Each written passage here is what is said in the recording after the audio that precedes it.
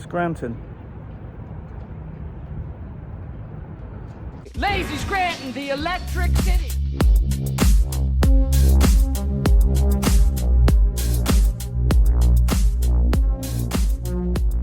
Current events are transpiring in the world, and it would help if I could pronounce transpiring.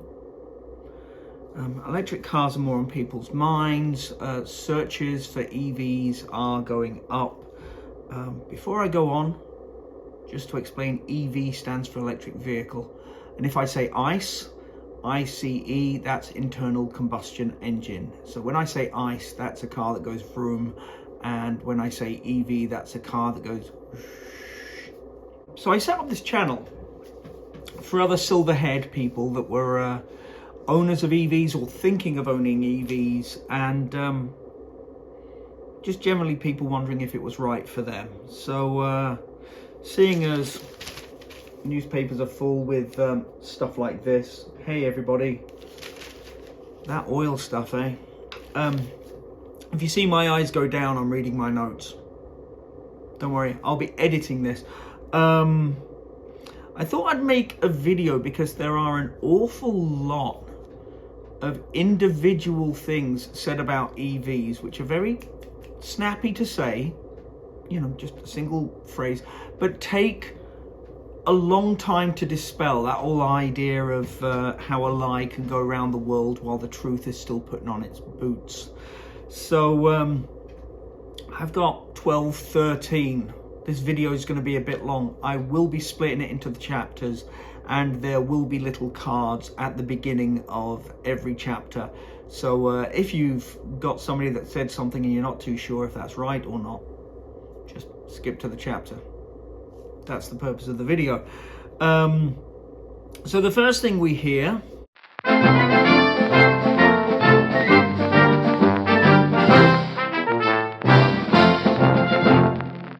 long time to refuel. Look, there are 3 levels of charging an electric car, and they're called level 1, 2, and 3. Level 1 plugs into a normal wall outlet.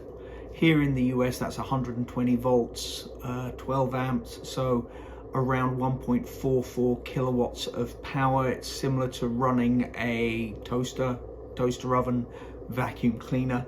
Level 2 steps up to 3-phase power, is a 240 volt outlet, can be 32 amps, 40, 50 amps, more the kind of power of a tumble dryer or some sort of DIY equipment that people would be running in their garage, something like a bandsaw, you know. And level 3, whereas the first 2 are alternating current AC, level 3 is DC power, and we're talking hundreds of volts, hundreds of amps, more power than a hospital's MRI or CT machine, but still safe. So when I talk about charging, and as far as it taking so long, that's people talking about level 1 and 2, the stuff that you do at home, which is where most people charge their cars if they have EVs. Now, you get home from work, you plug in, and then you come into the house and you change out of your work clothes, walk the dog, have your dinner, watch some TV, read a book that you're going through, go to bed, sleep, wake up the next morning, have a shower, brush your teeth, all that kind of thing. Your car's still charging. Yeah, it takes a long time, but it's sat there passively in the garage like any other car would be.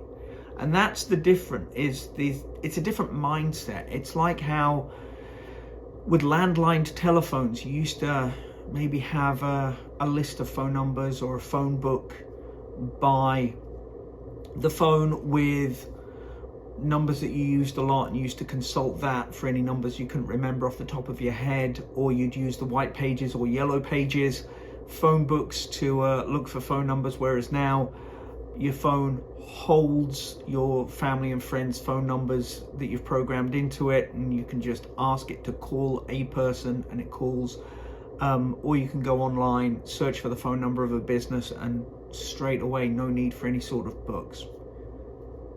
Electric cars, EVs, are just a different mindset. They take longer but it's passive.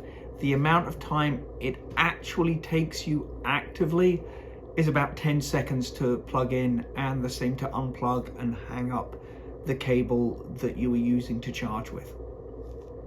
Whereas it takes 3 minutes, 5 minutes, people say, to fill up their petrol/gas. I'm going to be using those interchangeably. You know, I'm British born, I'm in America, that's going to happen. If you were using level 1 exclusively to charge a car from empty to full, it would take about a weekend.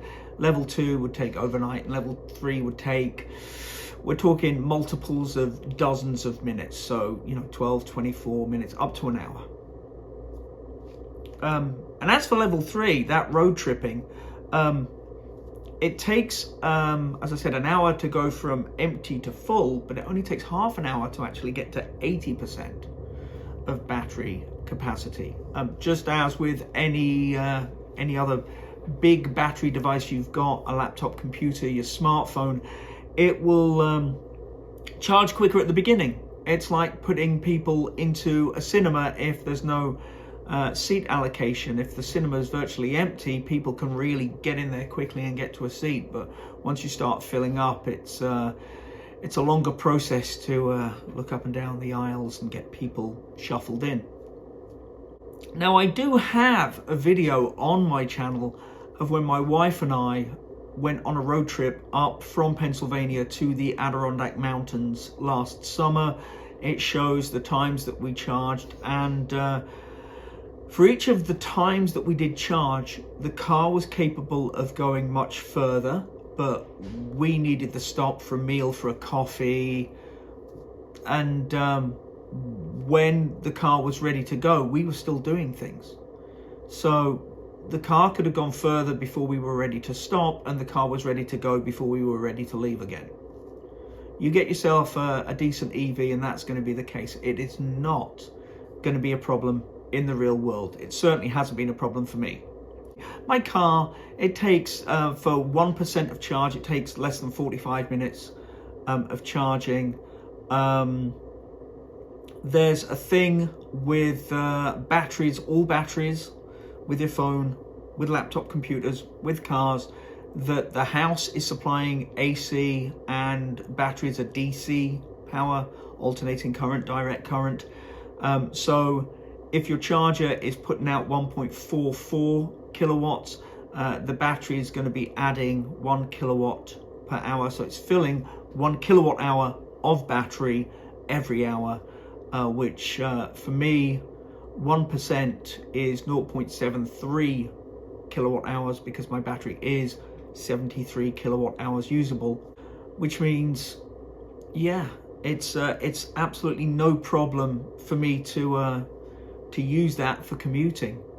In fact, the amount of power that even just a basic level 1 charger will output is more than the average American will use for commuting and using every day. The average American one-way commute is 14.7 miles. That's census.gov numbers, so that's less than 30 miles a day, including other use. The average use is, an average in this case means 50% of car users use less, 50% more. It's not all the mileage divided by the number of drivers. So the majority of Americans can easily commute, do their other things, and then plug in overnight and top up using a regular 120 volt outlet. And if you're in Europe or Australia and other places that used to be part of the British Empire, you probably have 240 volts as your basic home electricity. So your cars get to charge twice as fast on what's known as a granny charger in Britain. Okay, next thing.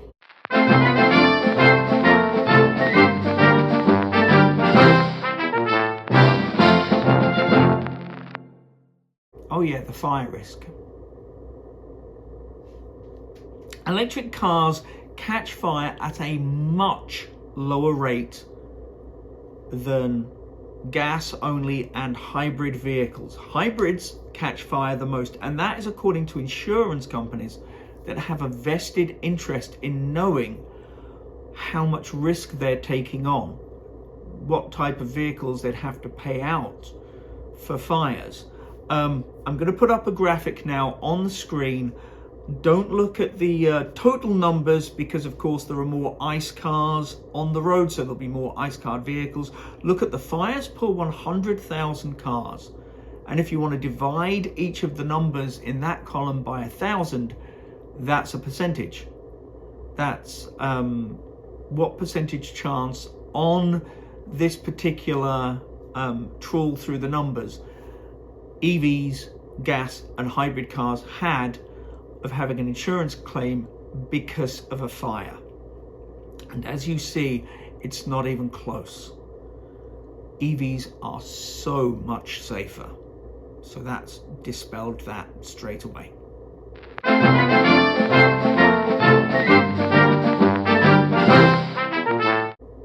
Another line is that you'll have to replace your battery after 3 or 5 or 10 years, and there's a loss of range, and that replacement is costly. So that's 3 things: cost of battery, replacing it after 3/5/10 years, and the loss of range. Look, if the battery failed today in my car, it wouldn't cost me thousands, because it would cost me nothing to replace it. Kia offers a 10-year, 100,000-mile warranty on their batteries in the United States. I dare say if you look in your own country, there's a similar thing for the various car you're thinking of buying. Here in America, the minimum is 8 years, 100,000 miles. Rivian offers 8 years, 175,000 miles on their batteries. Now, the phrase "ruin the battery pack in 3 years for fast charging," or maximum 10 years, possibly 5 for slow charging, comes from a 2011 episode of Top Gear where Nissan are going to start putting fast charge points at all their dealerships, so you'll be able to go in and charge your car up in 30 minutes. The problem is, if you do that all the time, then you could ruin the battery pack in 3 years. Really? How much is a new battery pack? £7,000. Really? Well, actually, Nissan can't say how much it is, but we rang an expert and he said today's money, £7,000. How long do they think batteries will last if you charge them slowly and don't thrash them? If you charge them up when they're half empty rather than letting them get all the way flat, maximum 10 years, possibly 5. It's not that. No. I mean, just straight away, no.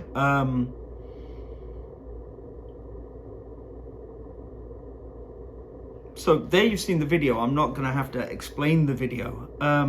Here's the thing.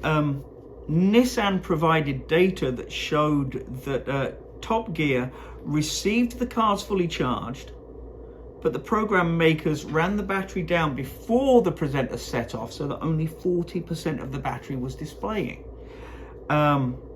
which the car has a display on and tells the drivers that. So, you know, batteries lasting 3 years, 5 years, 10 years, that was something said by Jeremy Clarkson to make the earlier technology look bad for entertainment, and people still believe it's factual. Now, I say for entertainment because, as well as Nissan, Tesla in the same year supplied a Tesla Roadster, their first model of electric car, to BBC Top Gear, and Top Gear did a similar thing with their car regarding how little energy they said it holds, and the judge ruled that the show was entertainment and not to be taken literally, so it was allowed. Nobody seemed to have told an awful lot of people in the ensuing years that that was just an entertainment program, because they still quote that as fact. Now, the facts are that people with older Teslas and Nissan Leafs, more than a decade old, are still driving around on the road, and they have closer to 90% of their original battery capacity for use. Now, car makers wouldn't be offering the warranties they have and going above and beyond the government minimum unless tests show that their technology was as good as it is. Just dwell on that. No company would offer something as a guarantee unless they were certain their technology could live up to it. Now, battery failures are rare, but what does actually happen is, yes, the batteries will lose capacity compared to when they were new over time. Anybody that's owned a laptop computer or a smartphone knows what it's like where your phone doesn't hold as much as it used to for a day when that phone gets older. Now, what's different between the smaller devices and a car is that the car boffins have put in their battery packs with what's called a top and a bottom.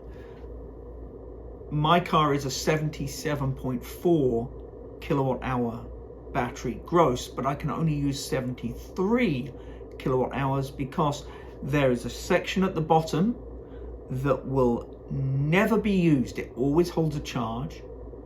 And then there's a section at the top which will never be charged. It will always be empty. The reason being is that the chemistry of lithium-ion batteries has it that if you are not actually using the battery to true zero and charging it to true 100, it lasts for hundreds and hundreds more charge cycles, which is why we have these older Teslas and Nissans driving around after 10 years and nobody's had to throw away a battery.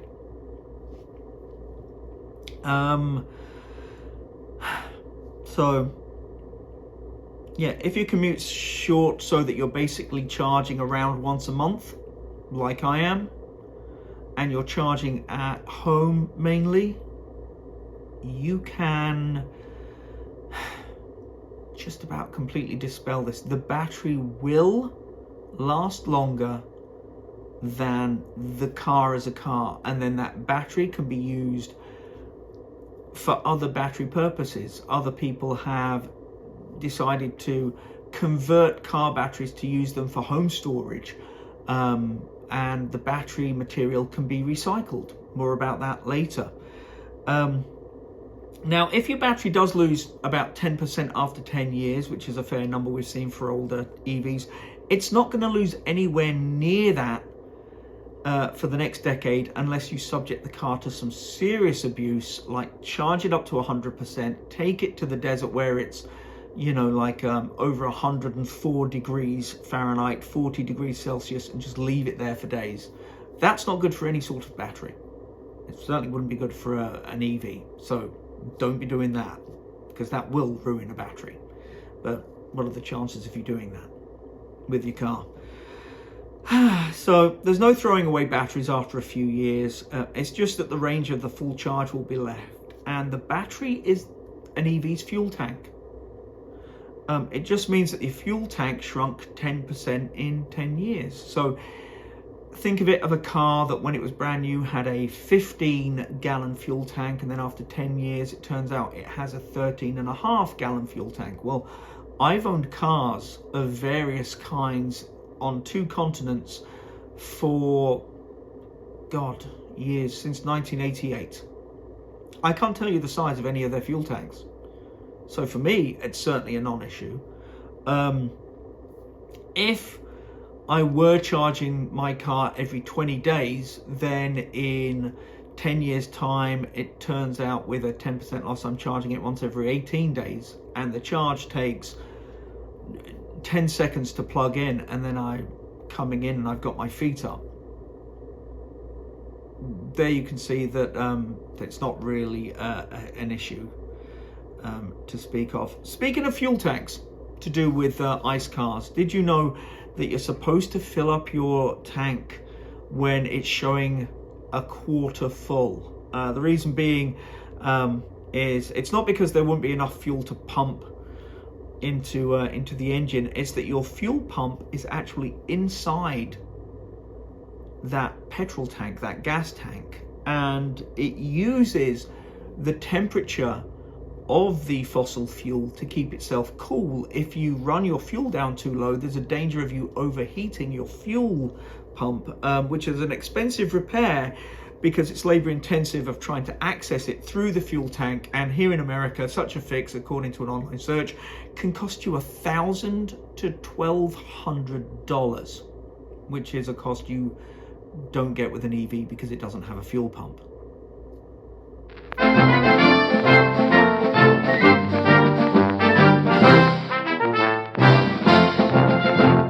So here's a quick quiz. If you wanted to cause a pothole really, really quickly, what's the best way to make one? Either subject the piece of asphalt, tarmac, to intense heat, like the Arizona sun, which isn't good for batteries, but we're not talking batteries now, we're talking about the potholes on the road. B, just get a cart, shopping cart, or something that can hold 2 tons of weight, and just pull it and push it over the tarmac, just the dry cart, and just have it go across the tarmac. Or C, take a tiny bit of diesel or gasoline / petrol or engine oil or anything else that is petroleum based and just drip little bits on the road. The answer is C. It's petroleum products. 8 years ago, on the Ask Science subreddit in Reddit, user Equinox9876 said, I work at a marina. Recently somebody spilled diesel on one of the storage warehouses. They didn't bother cleaning it up and it sat in puddles for about 24 hours. When it was finally noticed and mopped up, the asphalt underneath the puddles was soft.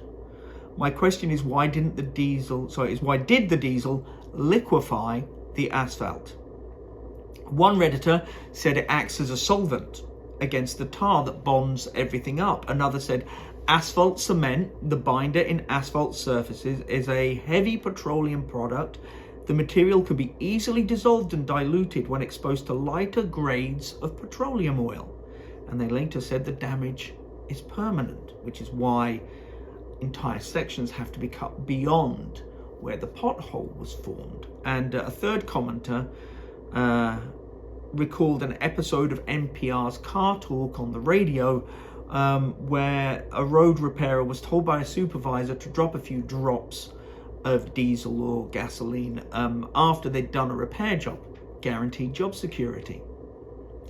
So the push to blame EVs for potholes and degradation of roads, no, because the leading vehicle for sale in America is the Ford F-150 truck, and those things are heavier than my car, and a lot more of those out on the road than there are EVs currently in America, and nobody's ever blamed them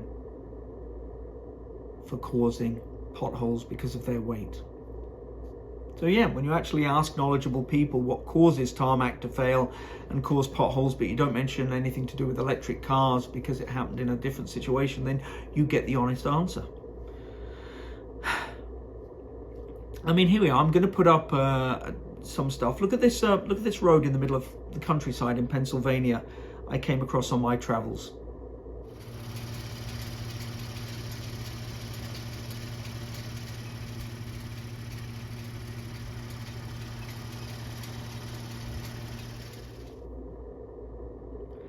Now, judging from the signs and flags displayed from people's houses in the area, let's just say I don't think there are any electric vehicles driving those roads. I think there are an awful lot of trucks driving those roads.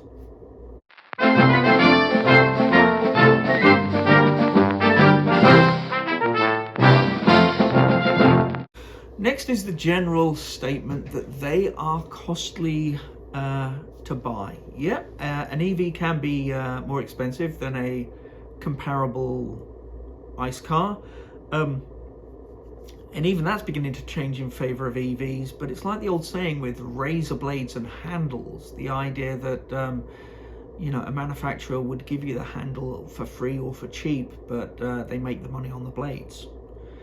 In this case, the blades are all the things that can go wrong with an ICE car that can't go wrong on an EV because there are fewer moving parts and fewer other bits. The act of getting the tyres to go around with pistons and drive shafts and fuel systems, a gas car has between 2,000 and 3,000 moving parts.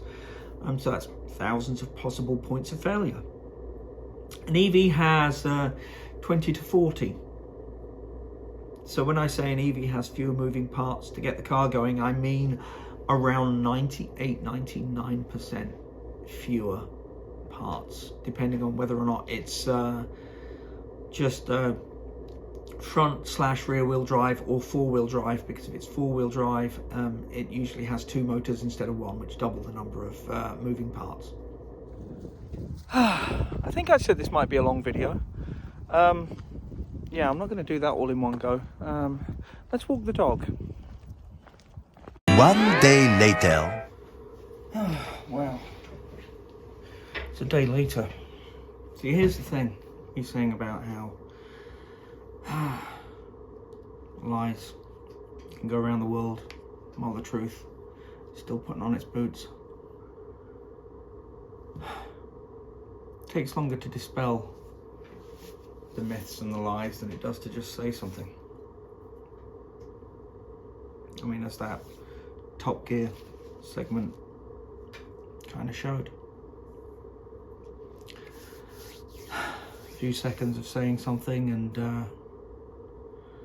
nearly a decade and a half later, we're trying to get over it. Okay, let's get on to the next statement, shall we?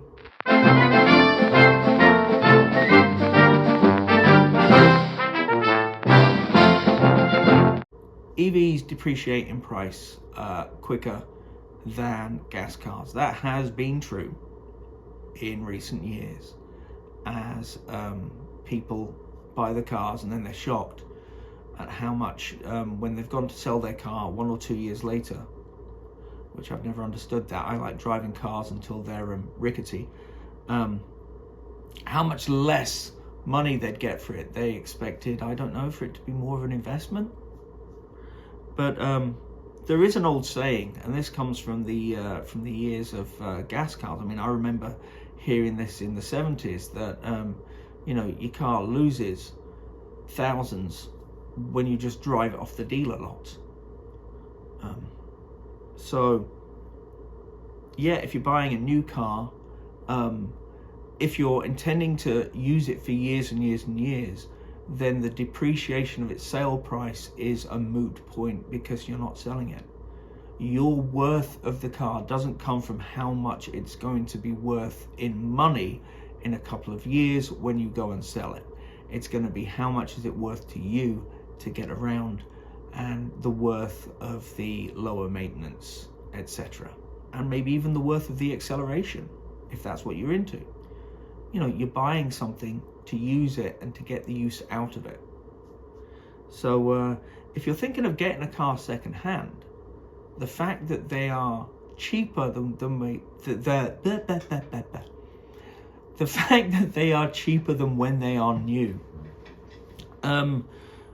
is good for you, because you still get that same technology and you get it at a bargain. If somebody bought a smaller car, electric, something like a Nissan Leaf or a Tesla Model 3, and then they upgraded to a large thing because they get a big family and they need a Volkswagen ID Buzz or a Hyundai Ioniq 9, something with more rows of seats, and they got the use out of the original car, and that car can be used for trade-in, then yeah, that's worth. And if they have the memories and they've got no complaints about the car and they like the cost of the new one because they got the trade-in as well, job done. Love it.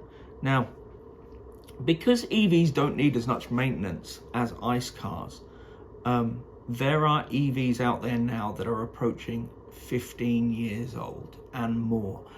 The original model of Tesla, the Roadster, came out in, well, it was revealed in 2008, and I think it started selling in 2010. I'll put on the screen whether or not the years were correct there or not, or whether it was different. And I know that the Nissan Leaf came out in 2011, 2012. First of all, the first generation one with like the 24 kilowatt hour battery. So, you know, as gas prices continue to rise, and websites and newspapers are telling us that people that keep track on who's looking for cars online, there's an increased demand from people to investigate the EV side of things. You know, it's going to happen just naturally. People are going to go to the new technology. In 2025, 2% of all lease car returns, this is last year from when I'm making this, were EVs, 2%. Now in 2026, because there were an awful lot of cars 2-3 years ago that came on the market, they estimate that the amount of lease cars that will be EV in the market in America is going to jump to 8%. So if you're looking out there, availability is going to meet that increased demand for a while. I don't know how long that while will be. So, you know. Now, I went on Carvana and I looked at a 2022 version of the car I have, the Kia EV6. And I know it charges fast. I know you can use it as an electric backup when the power fails because it has vehicle to load and it comes with that dongle. Doesn't cost you any extra. It comes with it, with the car. And there are 2022 models out there with higher mileage for under $20,000. So you weigh up the higher cost of that blade, that handle, against all of the blades that you don't have to buy because of the type of handle it is. It's an electric razor. Which leads me to my next point.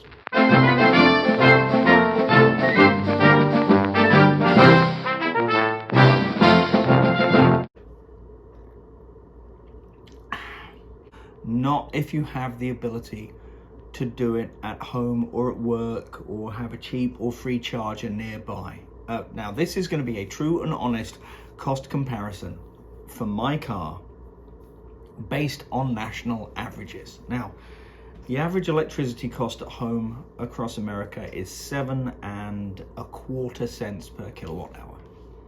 Cost me 18 cents a kilowatt hour on my plan, but I'm doing national averages because you don't live in my house. Now, realistic cost for home charging, because homes run on AC and batteries are DC, and converting the AC to the DC that goes into the battery, there's going to be some losses because we live in the universe and you cannot change the laws of physics, Captain. That works out closer to 21.5 cents per kilowatt hour of cost to put 1 kilowatt hour of energy into your EV if your charger has an 80% efficiency, which is a reasonably good level 1 or a bad level 2, cheaper level 2 charger. Not the best charger, but not bad at all. So I have a trip that I haven't zeroed out for over 1,100 miles on my car, and I'll put that on screen now. And I'm flicking between the having not reset the trip and what it has been since I last recharged, and the zero amount because I just started the car. And the average use is 3 miles per kilowatt hour, both for since when I last recharged and for that 1,100 plus miles. And that includes local commuting, road trips for hundreds of miles, yeah, everything. That seems like a good number to use. 3 miles per kilowatt hour divided by the 21.5 cents to get the power in there per kilowatt hour. Divide the two and you get a cost of 7.16 cents per mile. 7.1666 recurring. Now, electric cars, if they are all-wheel drive, go like hot crap off a shovel. Mine can do 0 to 60 miles an hour in around 4.5 seconds, and it's not the GT version. The GT version with the green calipers can go 0 to 60 in about 3.5 seconds, which is insane for me if you are like me and you're old enough to remember Miami Vice with Don Johnson as Crockett. You remember Crockett and Tubbs driving around Miami, getting the drug runners.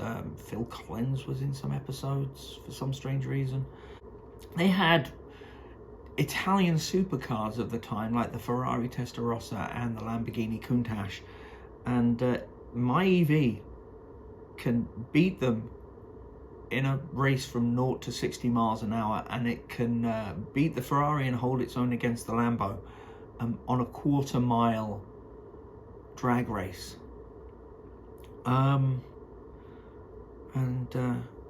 When I say 0 to 60 miles an hour, I'm also talking as well as 0 to 100 kilometers an hour, which is 62-ish miles an hour, obviously. So if we are going to be comparing fuel costs, the only apples to apples comparison is the cost of premium fuel, because you are not going to be able to go 0 to 60 in 4.4 seconds if you are filling up with regular in a Dodge Dart. You need something that goes faster, and you need fuel that'll let you go faster. So I was honest about the power losses with the battery, so how it's actually more per kilowatt hour than just your per kilowatt hour electricity rate in your house. But also I'm favoring on the side of the EVs here because, you know, they go fast, they go whoosh.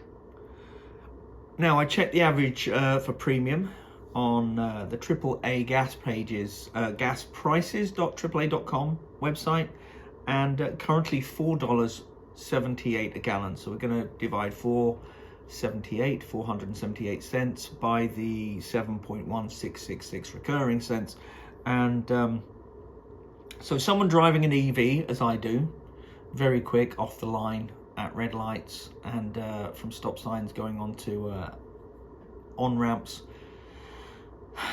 if they have the electricity rate, the average, if they have an 80% efficient charger, they get an equivalent of over 66 miles per gallon with an EV, including those many occasions where they're pulling away from, like Crockett and Tubbs could do in Italian supercars. Now, these cars with $10,000 plus off of MSRP from Kia dealers across America are now selling for under $40,000, brand new.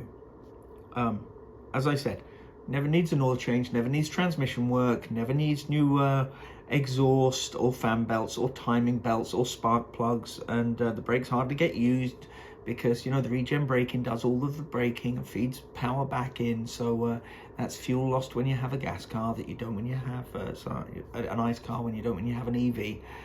So, you know, all of the naysayers, if you can show me a gas car that can, non-GT version, can outperform Lamborghinis and Ferraris from 40 years ago, and the GT version can still outperform things like the V12 Ferrari Purosangue, how do you pronounce that? That's a name, isn't it, that thing? And the Lamborghini Urus X, the Urus S.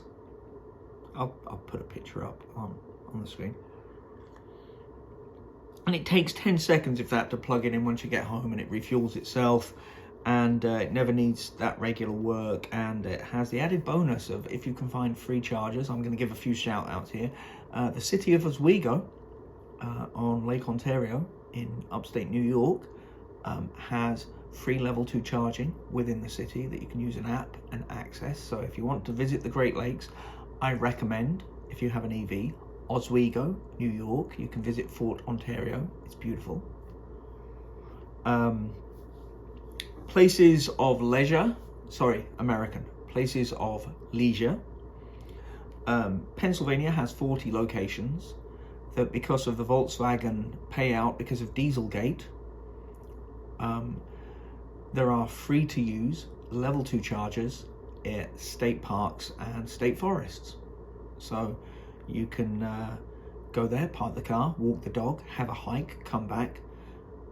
Cost of your fuel to get there and back is effectively zero. And many hotels have destination charging. Big shout out at the Refuge Inn in ᴛઘᴇıy'ʀᴇ Island, Virginia, which is one I love, and they have destination chargers there, Tesla ones, which if you have the adapter, because you have a CCS car, you can use them as well. Now this is true of other countries too. Dave Takes It On is a UK channel. Same kind of idea, guy with grey hair, goes around, does news things about electric vehicles, and he just recently made a video on the cost of running the 2 types of car. By the way, whenever I mention something, I'm going to try down there in the description of the video to put links for everything I'm saying. So if you doubt what I'm saying is correct, it's going to be down there. But this is all just a repeat of the old, keep your horse, don't get a car stuff that we used to see from ads in the mid-1910s. And look, there are people today that don't want their cars to go away, just as Ed Klein didn't want his horse business to go under. And look, I'm guessing an amount of anti-EV talk is coming from the modern version of the Ed Kleins. There are a lot of people that work in businesses and industries that are centered on ICE cars. They work in filling stations, they work for repair garages.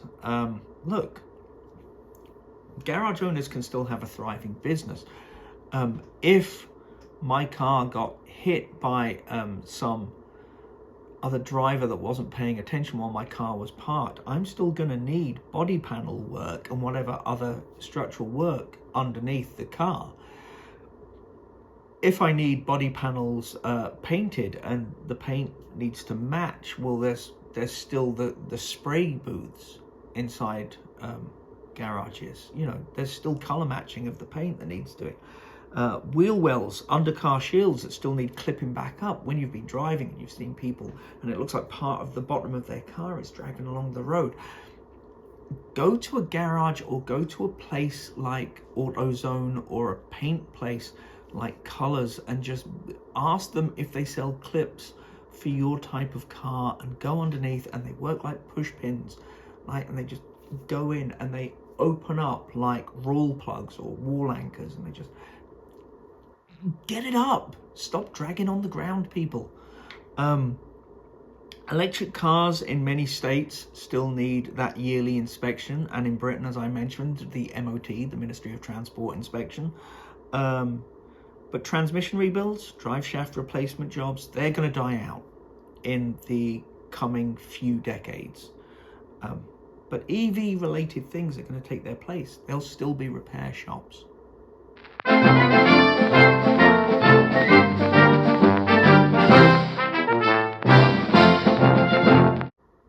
This is a good one, because the idea that the cars are still using fossil fuels, and people will still say in British forums that the cars, they're still running on coal, even though the final coal power plant was closed in Britain. And they have nuclear, they have natural gas, they have wind and solar, geothermal, stuff like that. It's just time is moving on.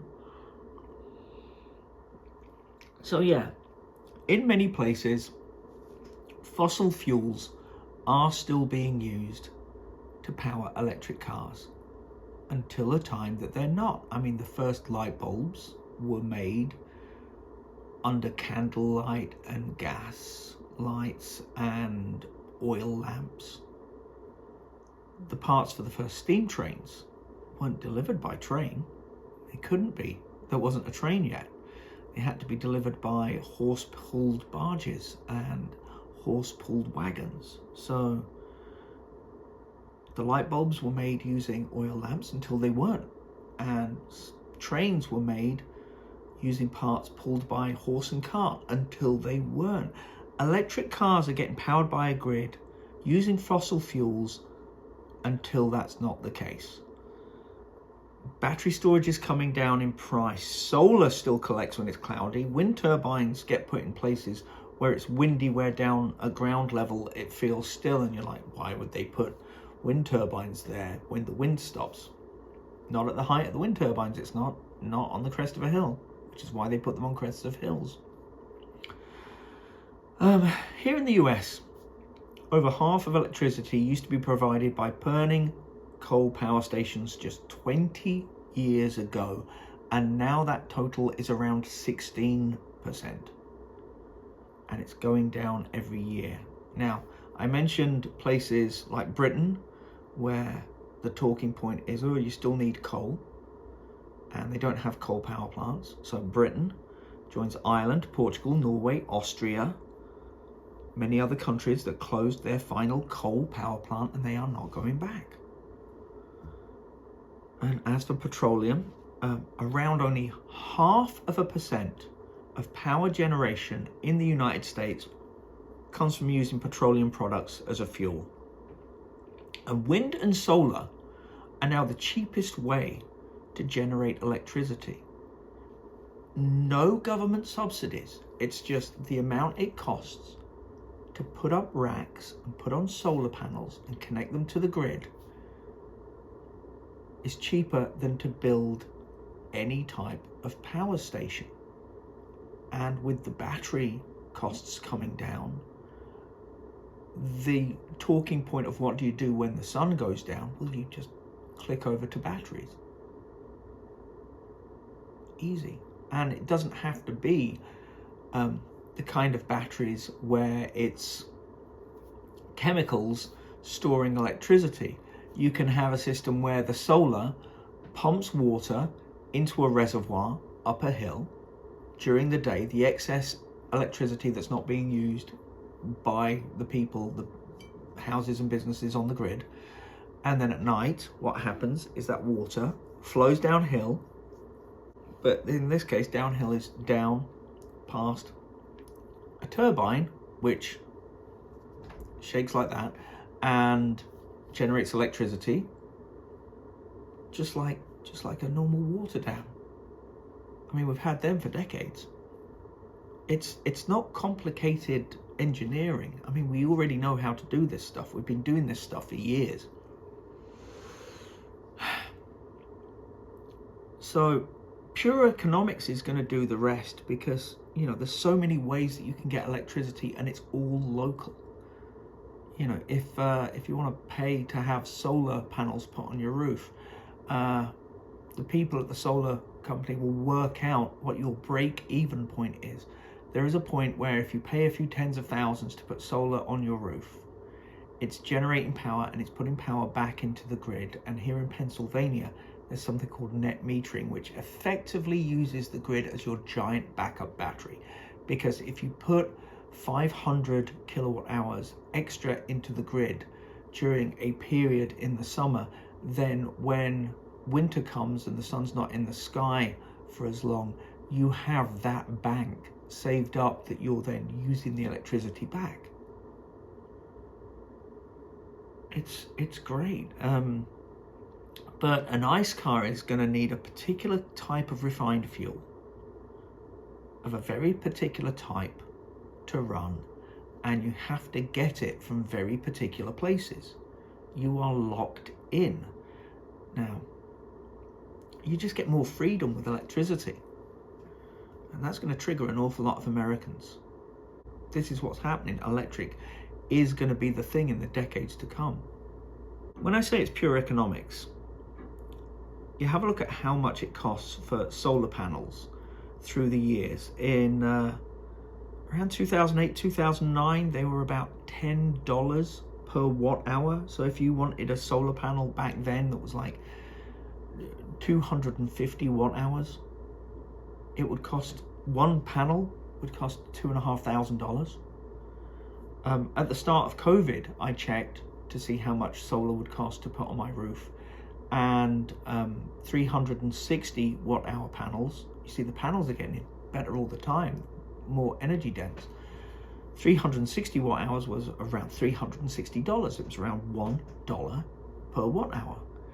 And now I checked, and the regular size is well over 400 watt hours on the panels. And they're under $200. They're under 50 cents a watt hour. So in the span of less than 20 years, we've gone from $10 per watt hour to 50 cents a watt hour, just the retail price. Less if you're buying them, you know, in bulk, which I guess the solar farms are, which is why you're seeing a lot more solar farms go up, because it's now financially viable to build a solar farm. Whereas a few years ago, you hadn't reached that tipping point yet.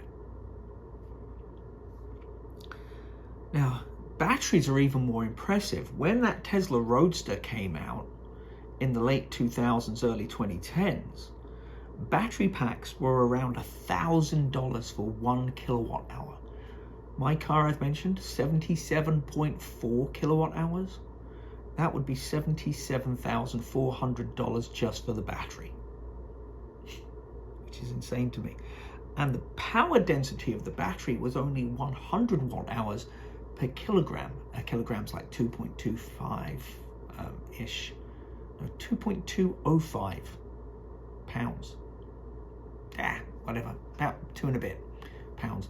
But now batteries have gone from 100 watt hours a kilogram to over 300 watt hours a kilogram, which is how you get things like the early Nissan Leaf, just 15 years ago or so, only having a 25 kilowatt hour battery or so, and now having cars out there that can have 100 kilowatt hour battery range. Yeah, and the cost is now, it's been falling the whole time, and it's continued to fall, and it's now around $100 per kilowatt hour, which is a tenth of the cost it was just a decade and a half ago. Now, if you wanted to put that into actual, what that would mean if you wanted to build an identical car in 2009 or 2026, if you were a billionaire, you wanted to make a minivan with 100 kilowatt hours of power in it, the battery in 2009 would have cost over $100,000, and it would weigh a metric ton, 2,200 pounds. Now, if you were building the same minivan and you wanted the same size battery in it, the weight has gone down to about 300 kilograms, which is 660 pounds or so, and the cost has gone down from $100,000 to $10,000, and the prices are falling, and the energy density keeps on improving. This is only going to get more impressive for electric cars. Now imagine those vehicle batteries being used for general electricity supply too. There are videos on YouTube, and I'll put a link down below of, you know, someone that has used an old electric car battery as battery backup for their home. So, you know, if there's a car that was involved in a crash and it's a vehicle, it's an insurance write-off, that battery can still be put to use in that sector. You know, the future, it sounds like the future, but it's happening now, which is great.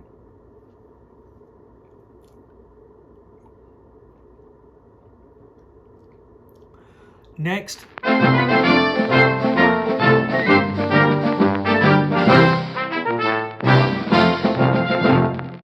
Okay, yeah, I've seen all these posts about how, you know, oh, if every car turned out to be electric tomorrow, then the grid would crash. It couldn't take all that electricity. But the thing about electricity is you need an awful lot of it if you're getting gasoline and diesel, petrol and diesel, because first you're either using pump jacks for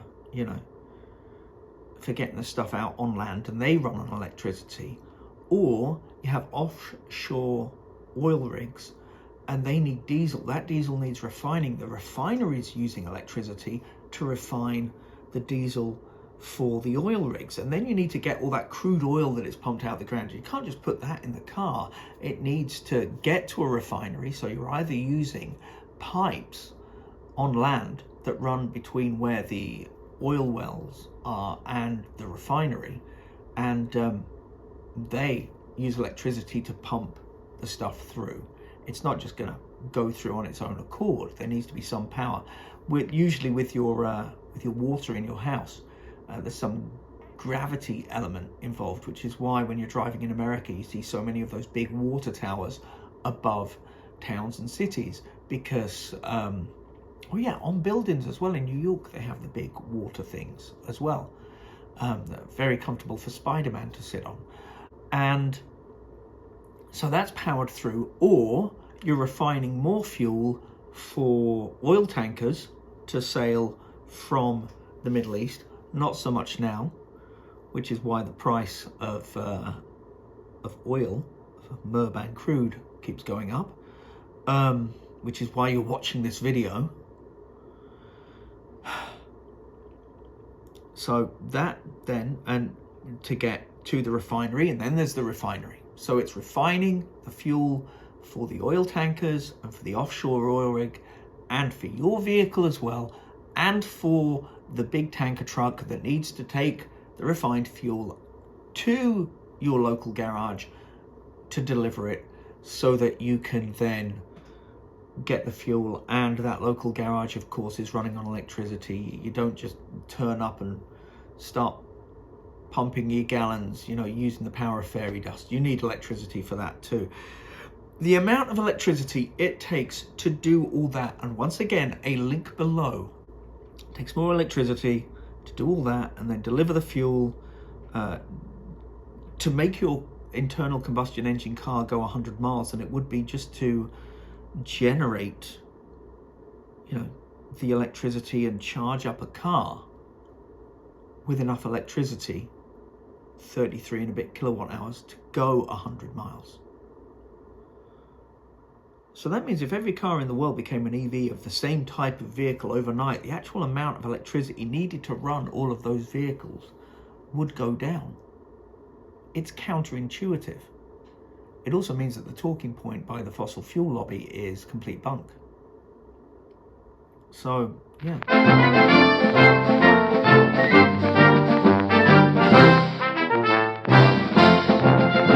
Here's another one. EVs dirtier than gas cars. Well, there are 3 stages of where pollution comes from when it comes to starting with raw stuff and coming up with a car and then running the car until the car is no more and ends up crushed in a junkyard somewhere. You've got your car construction, you've got your fuel production, and you've got your drive execution. Now, the construction of an EV does have a bigger carbon footprint than an ICE car, but because the extra energy to produce the fossil fuel than to just run an EV that I just explained, and then the actual amount of pollution that the gas car makes in its execution every time you turn the key, there's a break-even point of around 18 months to 2 years. And once the electric car has been running for more than that time, there's no way for the ICE car to be as clean. It's always gonna have to go to the specialized place, get the go juice, and have pollutants coming out of its exhaust pipe. There's no other way for it to do it. So yeah, if you're thinking about the environment there, then you're going to be living in the environment. You've got to think as, like with the costs, it means the whole costs. You've got to think of the environment for your whole life and your kids and your grandkids, if you have them, because you know, it's a nice planet we've got here. It'd be a shame if somebody went and messed it all up, wouldn't it?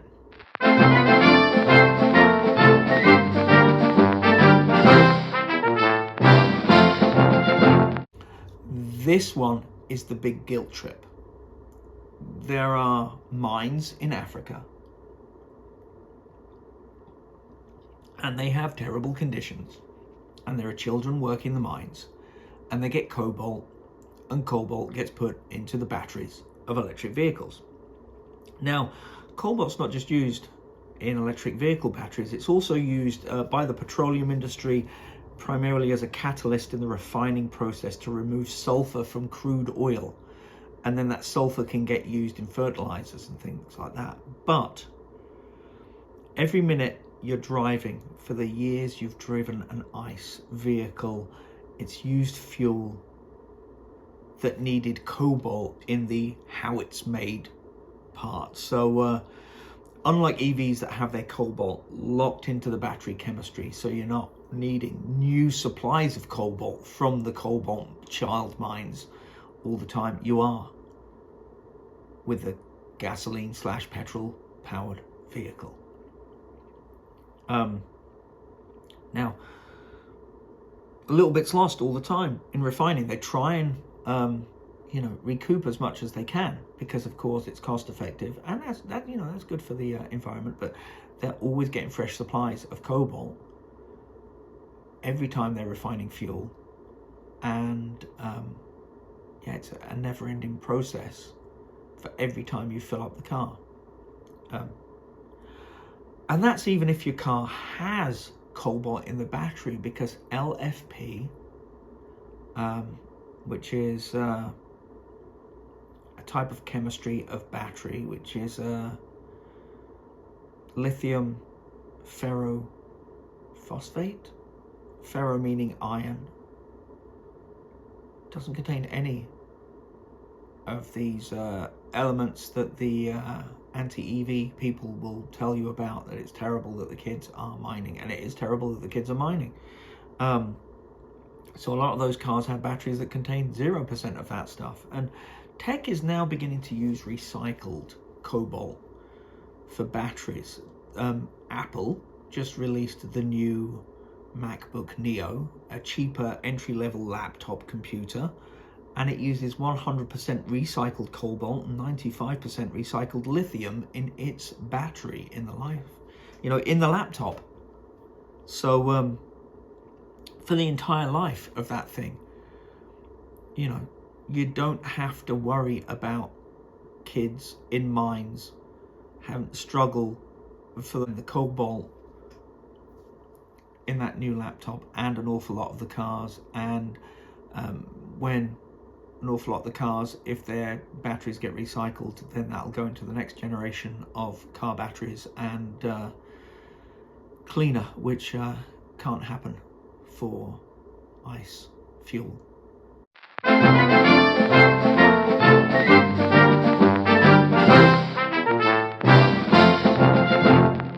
Okay, final point, thank God this video is going on way too long, is that idea that because EVs are heavier, they weigh about 2 tons for a station wagon type like mine, and so they go through tires a lot. Well, no. That was a quick answer. The leading vehicle in America is the Ford F-150 pickup truck. I don't just mean as a work vehicle. I mean that there is a culture in many states that values the idea of driving a pickup truck. It's in country and western songs. There are people that are very protective of their particular brand of pickup truck, and they'll have a decal on their back window of a cartoon boy, Calvin from Calvin and Hobbes, peeing on the logo of a competing car company.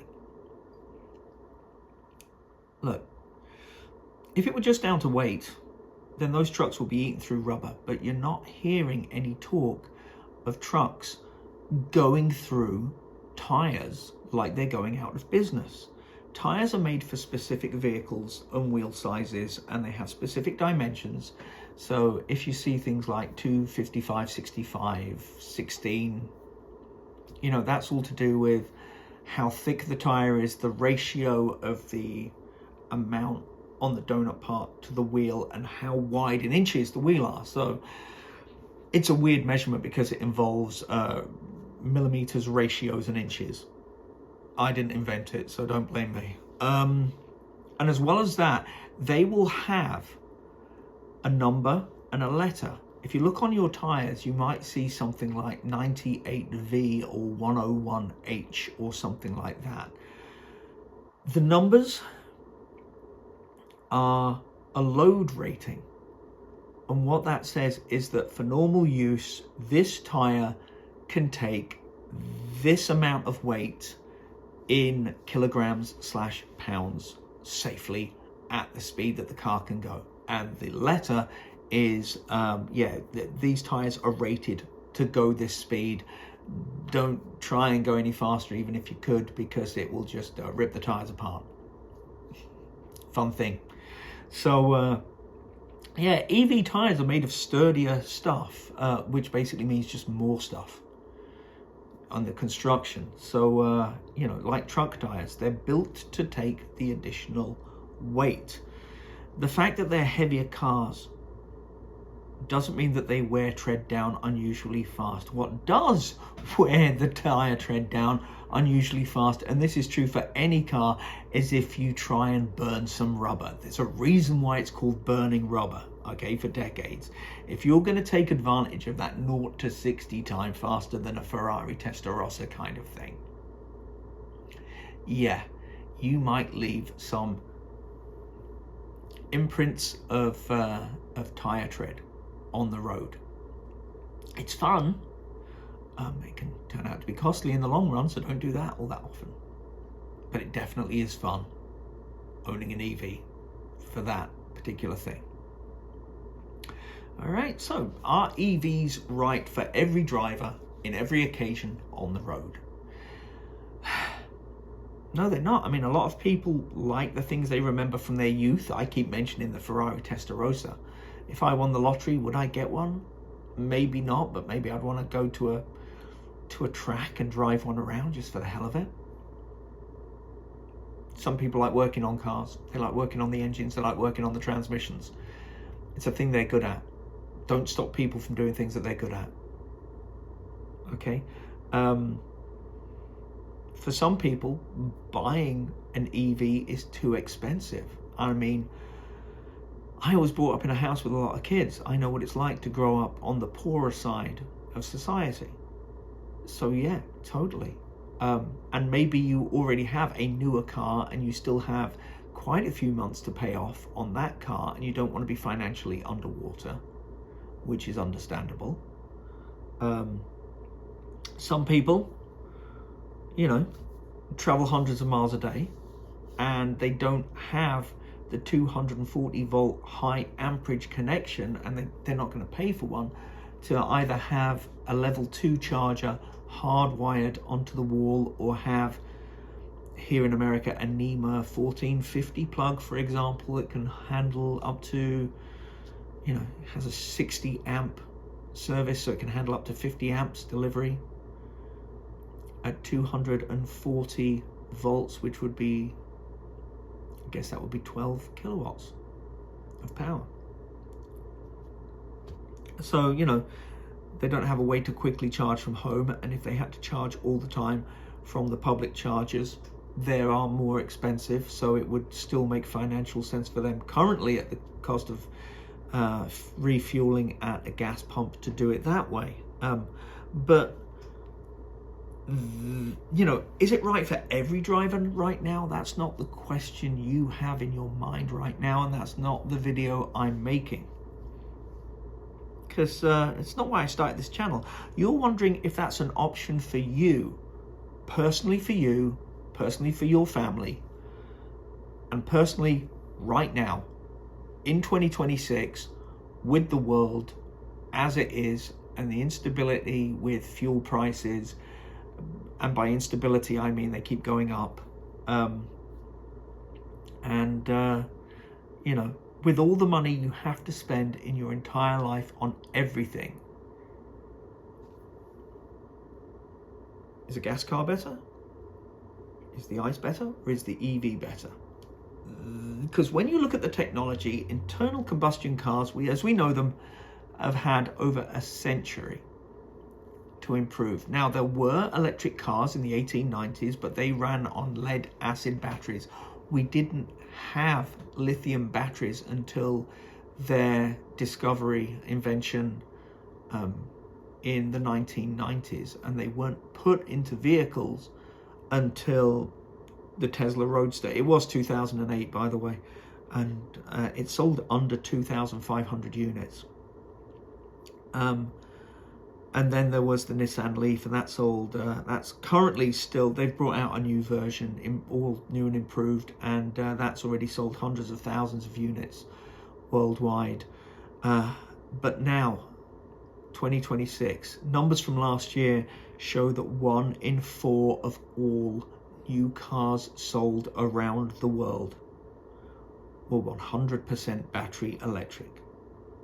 Just 18 years after that first Tesla Roadster was sold. And that number is only going to grow as the world progresses. There's more electricity generation being put online that is renewable. There are more electric cars that are entering onto the roads. So as the older cars get taken off, and the people that had them move on to the next last life cars, and the people that got rid of those cars get their second-hand cars from people buying new cars, and then the people buying new cars are looking at the EVs, and maybe the people looking at the second-hand cars are also looking at the leases that have now come to end, and the people have moved on to their next vehicle. Maybe they've come back to EV. The majority of people that bought an EV say that they are never going back to gas. Again, link for that down below. In just a few years, we've seen DC fast charging go from 50 kilowatts, not kilowatt hour, that's battery storage, to 100, 150, 350, 400 with the Alpitronics. I live close to a place that has 350s and 400s, and megawatt plus, 1,000 kilowatts. Tesla's bringing out their version 4s. BYD is a Chinese company, has 1.5 megawatt chargers that they've demonstrated. Despite the best efforts of the oil tech, battery technology, and everything about it isn't going anywhere, and it just seems to get better year on year. You just need to decide whether or not you are ready for it yet, and that is it. But I do want to say one last thing, and that's that, EV owners online, they have their own forums, their own groups, and they'll go on there and they'll say, hey, I've had this issue, and people will say, oh yeah, it's this. And then they'll say, hey, look at the efficiency I got. Here's my photo of my dashboard. Look at that. I did really well on this trip. And, they talk about cheap places where they can charge local to them when they're on the road and stuff like that. And then so many of the comebacks sound like a bitter ex-partner trying to make things sound bad because they're slowly realizing the relationship is over. I mean, if you take away the mention of electricity and type of cars, it's basically, oh, you'll be stranded on the side of the road, and it'll be dark, and it'll be raining, and there'll be nobody to come to help you, or, that kind of comment. And all the comments seem to have the kind of thing at the end where it's like, and then you'll be sorry. Then you'll be sorry you went with that other one instead of me. Yeah. I mean, the idea of using "you'll be stranded," considering that AAA mentions that hundreds of thousands of people, up to 1 million almost, get stranded during holidays like the 4th of July and Thanksgiving. And, they have things like their 12-volt battery has died because of the cold. or they've run out of fuel. So you get people that need AAA to come and give them a bit of a top up in the gas tank so they can make it to the garage, despite the fact that they have a fuel gauge and the light came on and they're risking ruining their fuel pump. And that's just AAA members, people that pay money to belong to the American Automobile Association. You know, and then of course, like with the cobalt, there's the guilt tripping about the materials used, and you know, then there's all just like name calling. You know, apparently if you have an EV, you pee sitting down, whereas there are cultures where they just pee sitting down anyway. Apparently it's better for, I mean, I pee standing up, unless I'm having, you know, I'm not going to go into that. You get the idea. They use epithets. It's like, if they could actually argue, hey, here's the really good thing about gas cars is, and I will be completely brutally honest because I've driven petrol cars since 1988, and I have, you know, we still have a Subaru Forester. You know, I still drive that as well. Is that if you're going on a big road trip, that thing holds more fuel equivalent than the electric does at the moment. But the way that battery density is improving, it's not going to be the case for much longer. It's just a different kind of car. That's all it is. It's not changing what you like. You're always allowed to like what you like. Now, everything's a personal insult directed at you just because someone in Michigan bought a Volkswagen ID4 and is saying how much they're enjoying the acceleration. So hopefully I've been able to answer some of the questions that you've had, and you can make a more informed choice. There are lots of links down there in the description. Look at them, peruse them, just flick through them. You know, if there's any particular point that you want addressed and you want other information, I've got it down there. That's the reason I've spent so freaking long, over 2 days, sat here making this video in between everything else in my life. So anyway, thank you for watching. Click like, subscribe, blah blah blah. I've been Sean. Thank you for your time as always, and stay fresh, cheese bags.